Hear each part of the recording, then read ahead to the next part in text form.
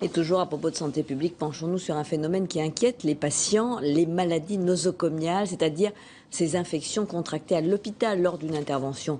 Les associations qui ont tenu leurs états généraux dénoncent un trop grand nombre d'actes médicaux inutiles, ce qui augmenterait les risques d'accidents, mais aussi les risques de contamination. Les explications d'Isabelle Marc et Jean-Marc Martineau.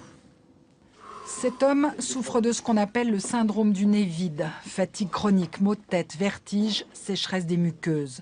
Pour un problème de nez bouché, il a subi 3 opérations des fosses nasales.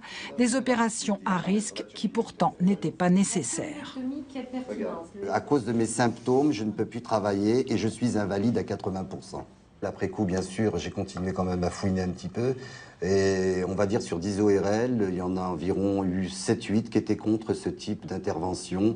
Donc ça m'a un peu conforté dans mon idée que le geste était vraiment inutile. Il n'est pas seul dans ce cas. Un acte médical sur 5 serait inutile. Un gaspillage coûteux, mais surtout des risques d'accidents graves, selon les états généraux consacrés à la sécurité des patients. Avec en prime le risque de contracter des infections pendant les soins, ce qu'on appelle les infections nosocomiales.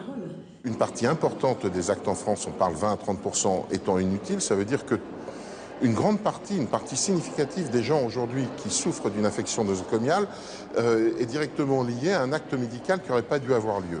Mais le combat contre des bactéries de plus en plus résistantes ne laisse pas de répit, comme en témoigne ce chirurgien. Il travaille dans un hôpital pionnier en matière de lutte contre les infections. Tout acte chirurgical peut être la source d'une complication infectieuse, que ce soit une chirurgie du pied, la mise en place d'un cathéter veineux ou artériel, quelles que soient les précautions que l'on prend. Actuellement, on ne peut pas réduire ce risque à 0. Il y a donc encore des efforts à faire en matière d'hygiène dans les centres médicaux, mais il faut aussi revoir le bien fondé de certains actes compte tenu des risques encourus par les patients.